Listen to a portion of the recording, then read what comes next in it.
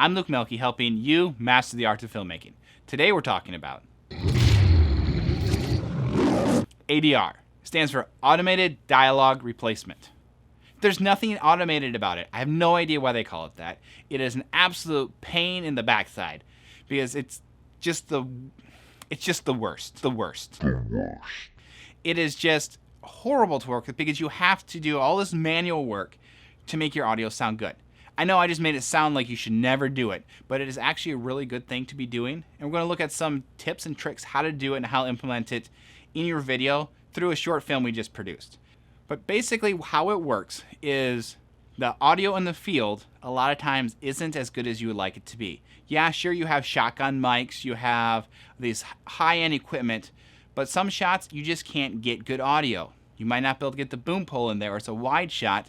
It doesn't matter if you can get a boom pole out that far. You don't want it in the shot, so if it's still 30 feet up in the air, well, then you still have bad audio. Or there are other type of things like with the film we produced. We were just very run and gun. We had a total of 2 people on the crew, and one of those crew members was also acting. So a lot of times we only had one crew member. We didn't have the ability to have a special audio and all that other stuff that came along with it.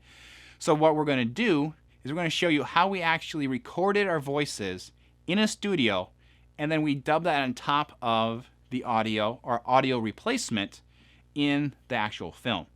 And you want to do this in a quiet, typically closed location so you don't get a lot of echo. You want to have something soft padding around you, whether that's just a blanket. If you don't have the money to do something better than that, I've known some people who just use a closet.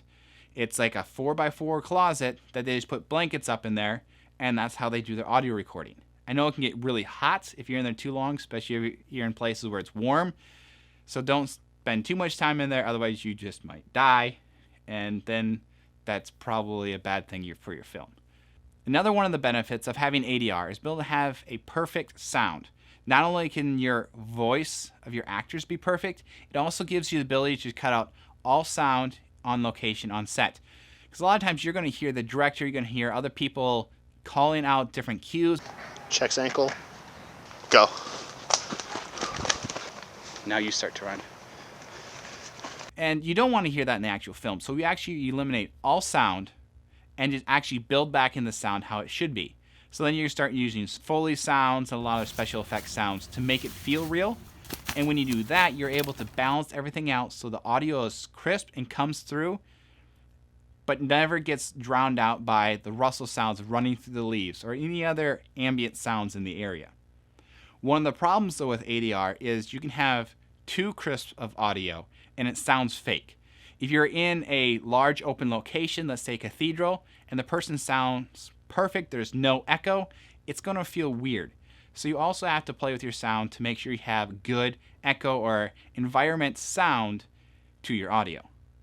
Now let's jump into the computer and let's see how we do some of these ADR effects. Alright, here I am in my home studio getting ready to do the ADR for our next film, which we're currently calling It Is Dangerous. The title might change. And my basic setup here is I have the big monitor that I'm going to be playing the video with, and I'm going to have that on the bottom, my other programs, my 2 monitors below.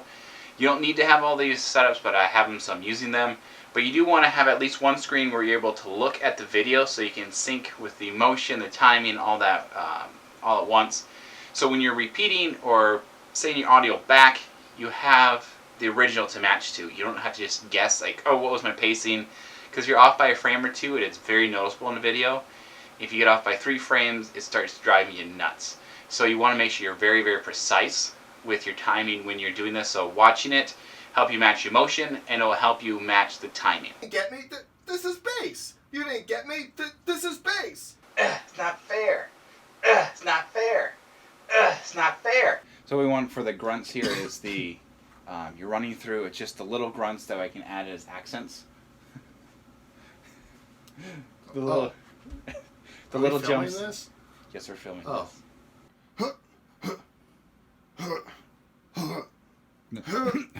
Alright, so you're going to see I'm here in Adobe Premiere, and I am going to be putting in some of the ADR stuff that you saw me record earlier. So first I need to import the audio. Alright, now the audio is loaded here, and I'm going to open up, you can see I have several different versions of each of these audio clips. There's series 1 of the video clips. I did series 2, series 3, all the way through. And a lot of times you're going to have a lot more than just this many ADR clips, but I'm not making a whole film, like a feature film for this and having a bunch of characters just to show you how to do some ADR. So I'm going to do some of the basics here.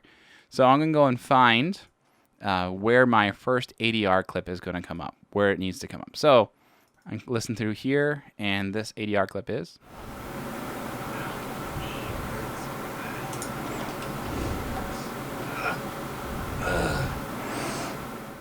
All right, so that's just after I fall. We don't need to keep listening to me in pain and agony there. So we're going to move forward to where I am in pain and agony. That's after I fall here. Beautiful fall, trip, snap my ankle. Not really a lot of fun. Okay, oh, that's why I went, did my little scream there. I'm just going to zoom in on here. Go back to my audio here. I'm going to actually put this into the screen over here so I can see them both at the same time to show you. Normally I have them on multiple screens, but I'm only recording one screen here. So let's listen to this, see how it actually sounds in the real event. Again, I'm going to mute the music just so we don't hear that. We're going to just just my audio here.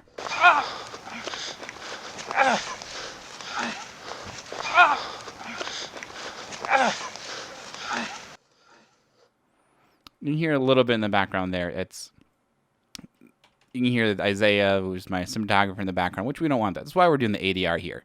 So now let's listen here. What sounds closest to that?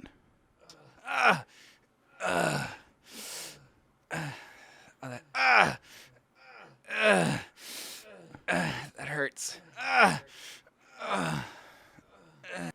think I'm going to go with this one right here. Let's see how that one works.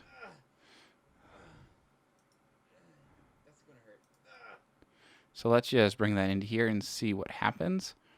I'm bringing the audio here. And now I have to solo this track too so we can hear both of them. Zoom in a little bit and line that up so this happens at the same time. I'm going to overwrite this a little bit here. That's fine. This audio is not so much needed here right now.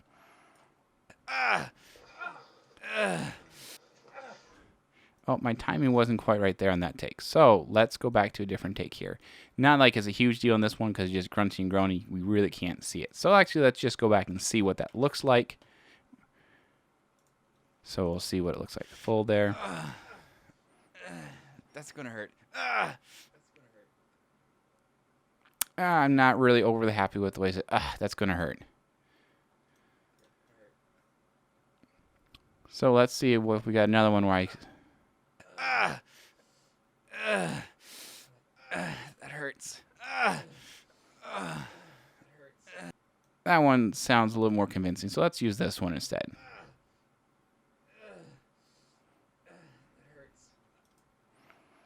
So let's go ahead and put that in here and overwrite what we already had here.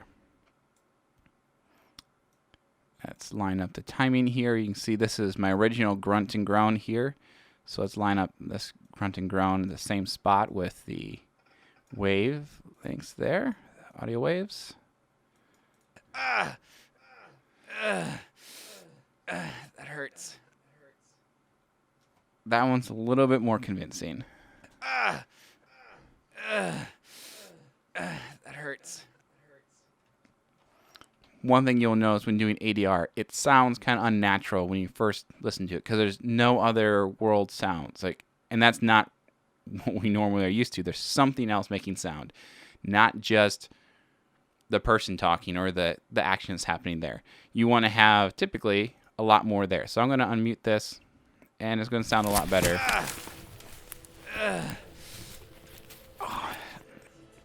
So it sounds a little bit better once I put it into context with everything else.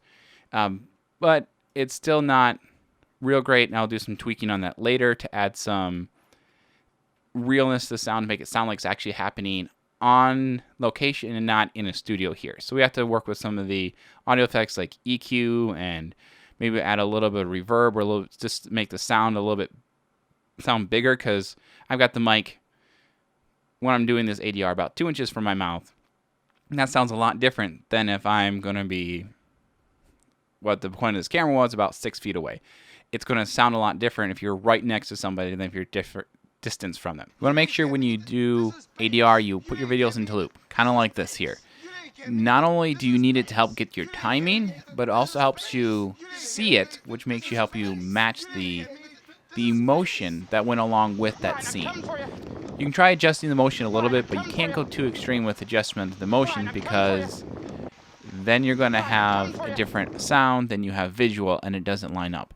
So you want to make sure you see your emotion. A lot of times you even act out the emotion with the character on screen. That way you can get your whole body into it. And if your body is opened up more or more compressed, it's going to sound different. So if I open up wide, I'm going to have a much richer, deeper sound. And then if I'm all crunched up, my breath's going to be shallower. It's not going to be as rich of a sound. So you want to make sure you're able to match the visuals to match the emotion as well. Was it running just there? Yeah, it turned off in the middle of it. Yeah, go ahead. Thank you for watching this video. If you liked it, please like, comment, share, subscribe. If you have any topics you'd like me to cover, please let me know in the comments.